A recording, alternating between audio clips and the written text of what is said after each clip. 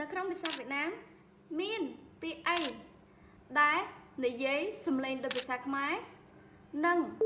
បកប្រែនៃដោយភាសាខ្មែរ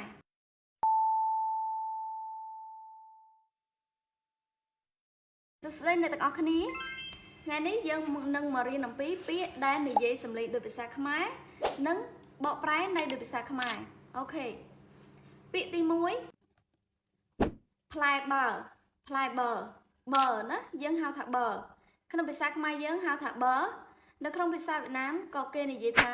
បឺ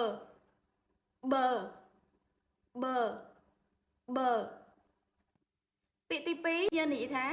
ស្វាយក្នុងភាសាខ្មែរយើងនិយាយថាស្វាយចឹងនៅក្នុងភាសាវៀតណាមយើងនិយាយថារៀងសំឡេងចុះបន្តិចណាហើយរៀងកាច់បន្តិចស្វាយពាក្យទី3ថែមដូចជាអ្នកទាំងអស់គ្នាត្រូវការថែមម្ហូបថែមបាយថែមសម្លថែមអីចឹងណាឬក៏ហៅគេឲ្យថែមនេះថែមមនុស្សឲ្យយើងអញ្ចឹងយើងអាចនិយាយបានថាខ្មែរយើងនិយាយថាថែមនៅក្នុងភាសាវៀតណាមយើងនិយាយថាថែមពាក្យទី4ទូដាក់ខោអាវយើងទូដាក់ខោអាវក្នុងភាសាខ្មែរយើងហៅថាទូចឹងនៅក្នុងភាសាវៀតណាមគេនិយាយថា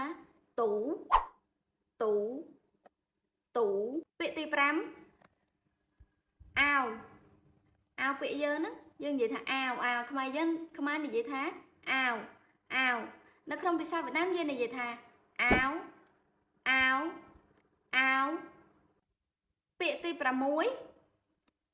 នៅក្នុងភាសាខ្មែរយើងពេលដែលយើងជួបអីដែលអត់សុបាយចិត្តយើងនិយាយថាសយណាឬក៏